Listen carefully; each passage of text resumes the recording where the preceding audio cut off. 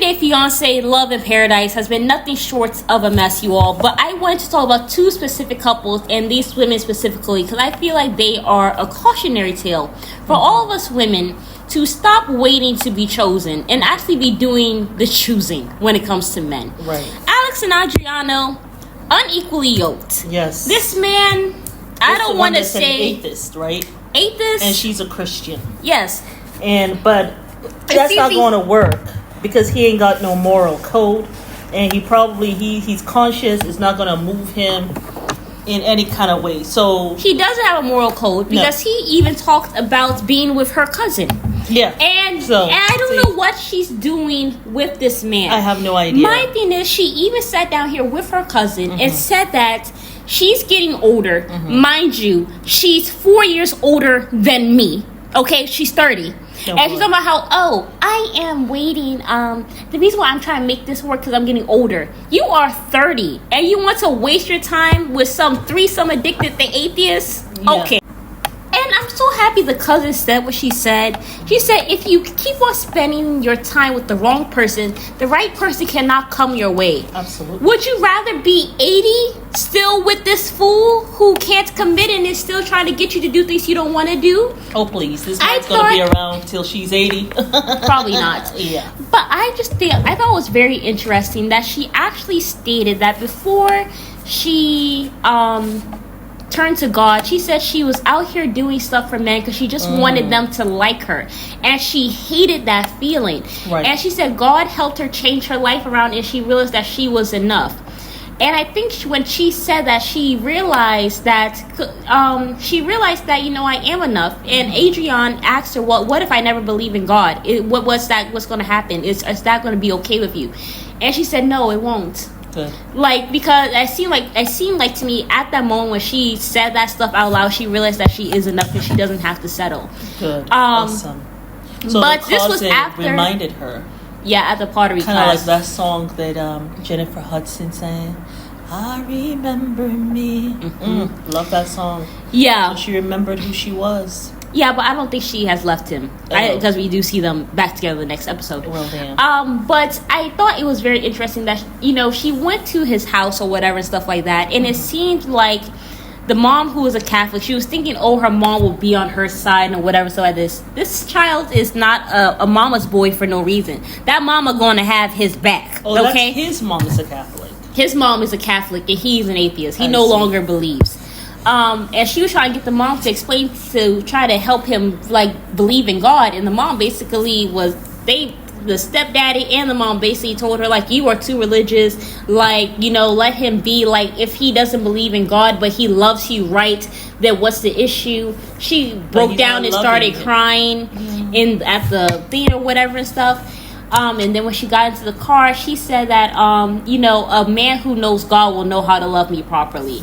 But I think the thing is with her, she sees this tall man with this beautiful hair or whatever, but the thing is he's a beautiful painting, but there's no substance. Yeah, there's no substance. Yeah. And when you look at that painting, it's really not even beautiful, because when he opens his mouth, when he says the things he says and all that stuff, you can't tell me that this woman likes him, because if she actually liked him as he was, with his threesome addiction and his atheist self, she would not be trying to change him. But because she wants this man who is available, she wants to mold him.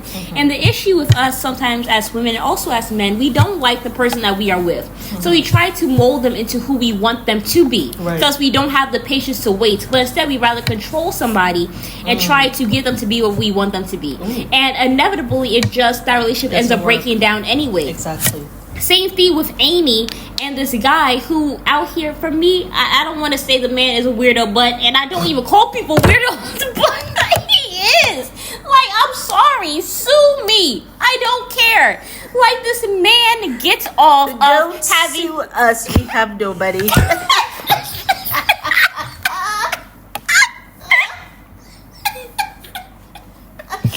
Not one shilling, okay? Not one penny. Oh Lord have mercy, but go ahead. But this is the thing, like, So this you man said he is... was a weirdo. Yes, this man, he gets a little sick, creepy high off of having sex with women unprotected, having 70 kids all over the place without having any responsibility to these kids. And he was there, he has a Has she done an STD test with He him? just did an STD test right recently. But they already have. Not yet. Not yet. They haven't had sex yet. Oh, okay. He's doing a point system. You get points if you don't drink alcohol. You get points if you smell good. You get points if you eat healthy. Because I'm taking my 30 vitamins a day, and my sperm has to be supreme. So I can't be with somebody who eats like crap and is drinking liquor. So you get 3 points. So 3 points is one kiss. How many points does he give himself for not having unprotected sex? 0, because that's his job. And like, and my thing is, she actually does not like this man. I'm sure she thinks he's weird. She has said that he is, the way he was slurping down his soup and his juice at the restaurant, and then how he kept on touching his cojones because they have to breathe while they're out in public. There's no way this woman actually likes this man. But because she thinks she's on a time thing and she wants somebody so desperately, she is trying to fit this weirdo into her box. And he will never fit the box. This man has an addiction. He has a problem. Like, I don't know what to say. He is off. Seriously off. And I don't mean he off 2-step into the corner. Like, I don't He's gone over the mountain. He's gone. He's on a whole different planet. And this is what he gets in, the little face he makes, he gets a little sick, creepy ass high. Every time he talks about it, and he creeps somebody else with his weirdness. I don't understand. But this is what women get. We get with men who we would not, if we actually listened to ourselves. Yes. And we sat down and we observed this man. Yes. By the first date, I feel like us women and us and men and just listen and observe. If we just do that within the first 24 hours of getting to know somebody, we will know if we actually even want to be with this person for another 2 seconds in our life. Yes. If we would just listen to ourselves. Yes. Alex, you want somebody who's God conscious, who doesn't want threesomes, who loves you, who wants to be a family man, who will take you seriously. Adrian is nothing of those things. Someone who's God conscious. Yes. Is not even thinking about that. So right there, you unequally yoked. You take a lot of things out of the equation. Yeah. When you have someone who's God conscious, who's equally yoked with you, who believes the same things that you believe. And I'm sorry, the religion actually matters way before you have kids. It actually matters the moment you meet. Because once you know if that person is aligned with you religious-wise, you're going to know if you think the same, if you have the same belief system. Yep. So, and then that's how you get aligned and you get to know that person even more. Yep. Religion, kids, and I think knowing about your intimacy life are huge things for certain people. Obviously, we don't have those conversations until we're married in Islam. But for him to have been putting this much pressure on you already, it's a red flag. Yeah. Him not to have any religion or any moral compass, it's an issue. And it's not an issue for when you have kids, but it's an issue, period. Yeah. And you're talking about the black experience. Let's just focus on the fact that he wants to have threesomes. Can we focus on the heavy things? Yes. I like... Yeah, you surely would be thinking about children with him until you can deal with the fact that you guys don't have the same value system. You actually should just deal with the fact that you guys are unequally yoked and you actually need to leave him. Like, that's like that. Like, I don't even know what she's still having conversations with.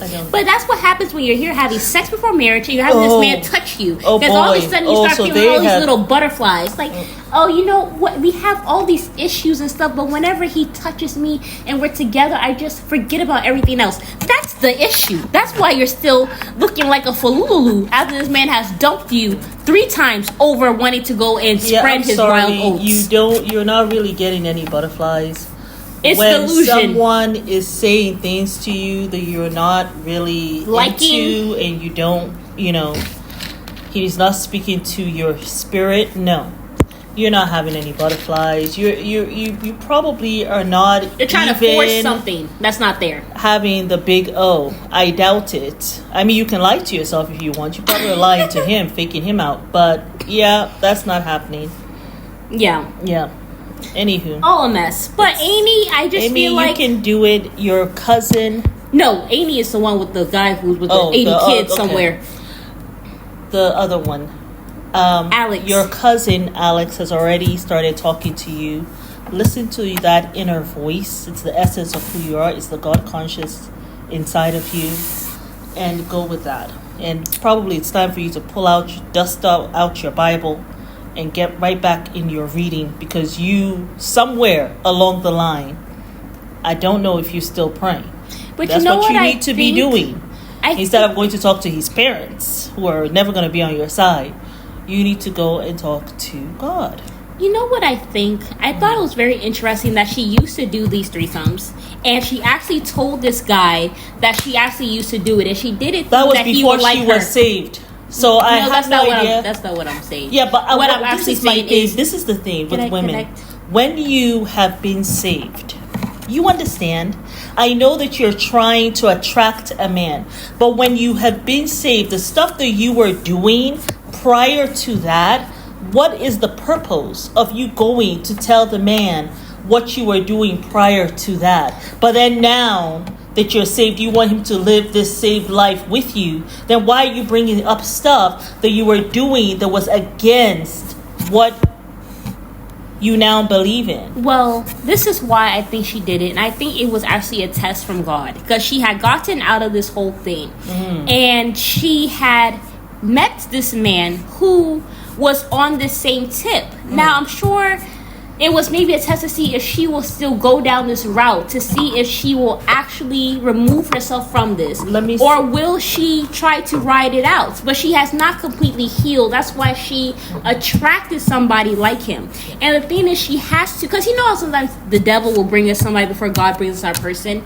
And that's who Adrienne is. Had she maybe just stayed true and stayed down and not been trying to make this man like her, she probably would have found somebody by now who is more equally yoked. But because this test came up, because she was doing this back in the past, and then she met somebody who still wants her to do this, and she told him, yes, I do this and I'm into it, just so he would like her. But that was her mistake, because God had taken you out of that. So you should have, when that man asked you that question, you should have stayed away. I know. God doesn't test us like that. He doesn't test us when we're weak.